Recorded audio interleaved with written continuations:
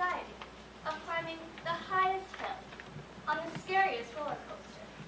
Only it never comes down, and you're stuck up there, waiting, expecting, and not knowing when you will fall, if you will fall.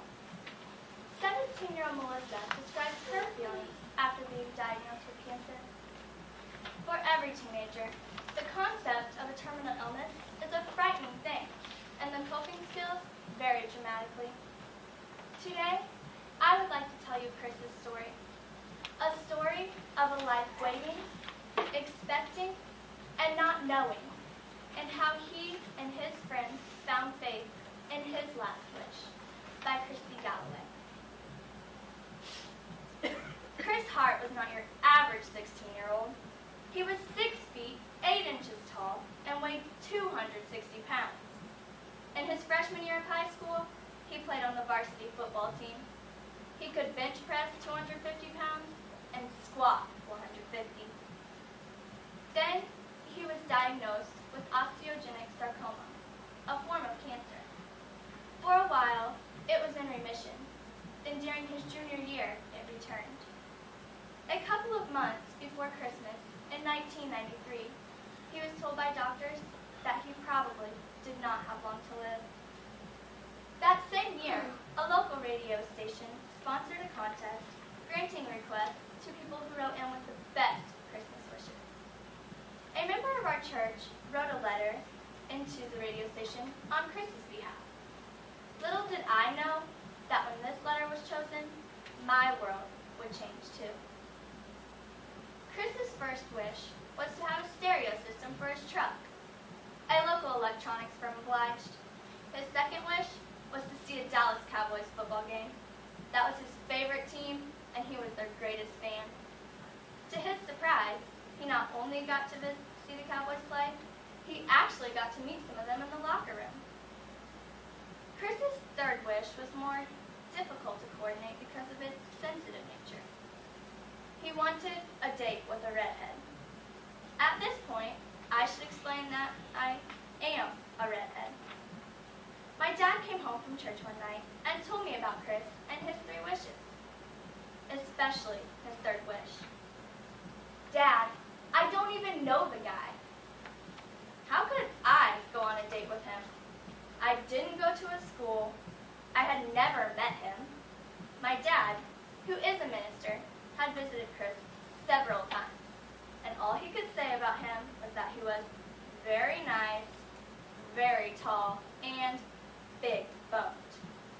With some hesitation, I said yes. The date was scheduled for the week before Christmas. Before that, Chris and I had only talked on the phone. He seemed sweet, but I was nervous about the date, so I asked one of my best friends to join us. When Chris came to pick me up, I was a little shocked by how he looked. He was huge and bald in his chemotherapy treatments. He wore a hat, but took it off inside to be polite, exposing his hairless head. When we went to a local pizza restaurant, he had to duck to get through the door, and everybody stared at us. After that, he started to come to my house after school, and we talked about our problems or watched movies. He told me how much he missed playing football, and sometimes we listened to music. On Valentine's Day, a friend and I cooked a special dinner for Chris and his girlfriend, and we exchanged presents. Chris seemed pleased with his teddy bear and new CD. He even asked me to go to his junior-senior prom. Then, I did something I'm still ashamed of. It started when the town newspaper did an article about Chris's 3 wishes. It was accompanied by a picture with the 2 of us in front of his truck. The caption said we dated. When kids from school saw the article and pictures, they made comments.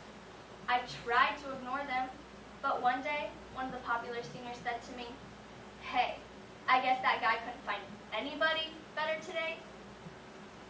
It really hurt. I was only a sophomore, and I still felt new to the town. I wanted people to like me. I didn't want them to think I was weird. When Chris called, I said I was busy and couldn't talk. I made excuses, so he stopped coming over, and we stopped going out.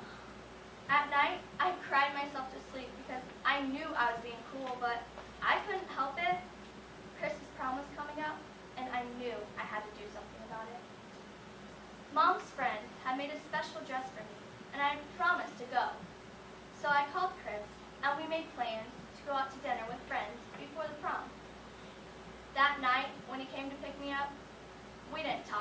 first. He looked good in his tuxedo and sneakers. He couldn't find any black shoes big enough to fit. He had also lost a lot of weight. His class ring was so loose, it kept falling off. We joined our friends for dinner and started to laugh and joke, just like old times. On the way to the dance, Chris began to feel bad. We waited in the parking lot until he regained his strength. The auditorium was beautifully decorated with an Egyptian theme. Everyone else was dancing and having a great time, but Chris still felt weak, so he could only sit and watch. While we were talking, the DJ interrupted the music, and one of the football players took the microphone. He talked about Chris and how special he was. They dedicated the prom to Chris and gave him a plaque. It was one of his proudest moments. After the prom, I didn't care what people at my school thought. They could say whatever they wanted. Chris was my friend. I just hoped he could forgive me for the way I had treated him. That spring, he became much worse, and the doctors gave him just 2 weeks to live. Every day for those 2 weeks, I visited him. He had a huge bed set up in his bedroom with lots of pillows, and together we watched TV and talked. He wasn't afraid to talk about dying. I found it painful, but my dad said that just by listening to Chris, that I was helping.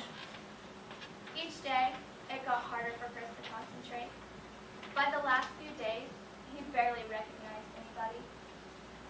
Saturday afternoon was the last time I got to visit Chris. As I was leaving, he called me back and asked for a hug. As I hugged him, he whispered, "I love you." It was the first time he had said those words to me. He really had forgiven me.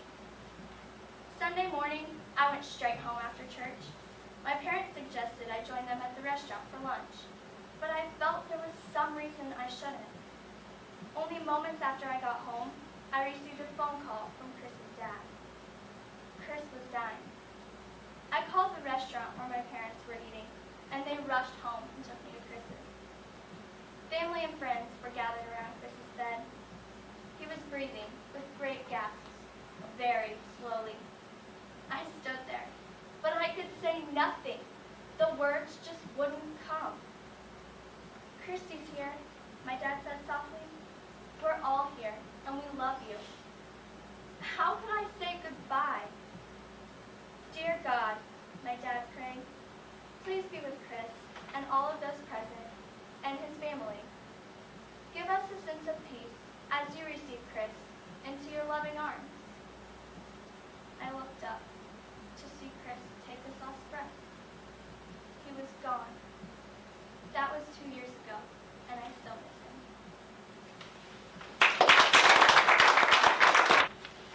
November 19th, 1952. Vernon Mooseburger's little bald boy I go to school with. You wouldn't believe how cool people can be just 'cause he ain't got a hair on his head.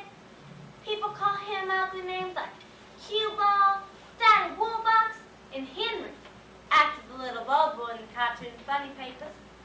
I call him Vernon. See, when he was little, he got this disease that made all his hair fall out, including his eyebrows. His mama bought him this little brown leatherette hat with little flaps on it that he wore all the time, even in the summer.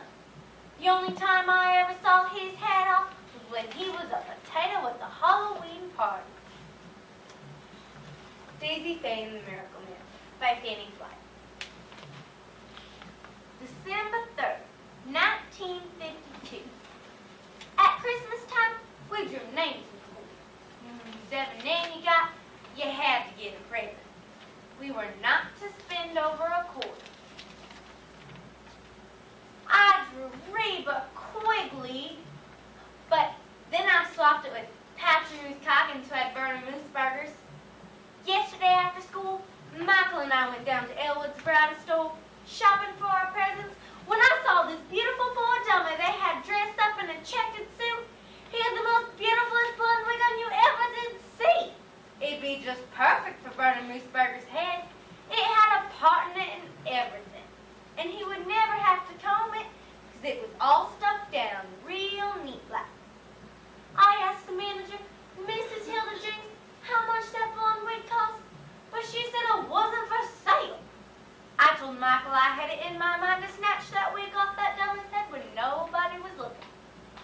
Michael said he wouldn't help me because he didn't want to spend Christmas in jail. I told him he wasn't going to go to jail. I was the one who was going to take it. And anyway, Robin Hood stole from the rich to give to the poor all the time.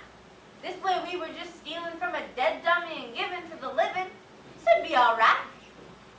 When we got home, I made Michael practice having an epileptic fit till he got it just right.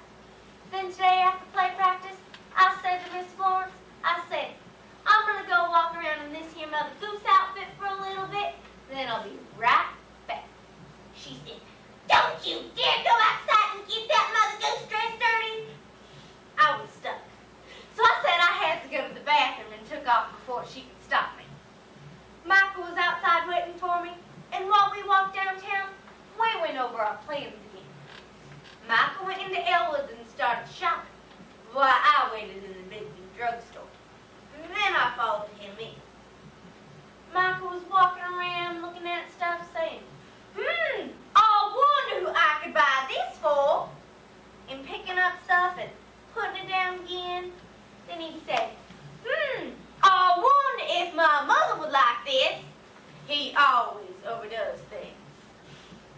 Mrs. Hilda Jenks looked at me kind of funny, but I got back into the children's ready-to-wear department without her stopping me. Then I waited for Michael to have his fit.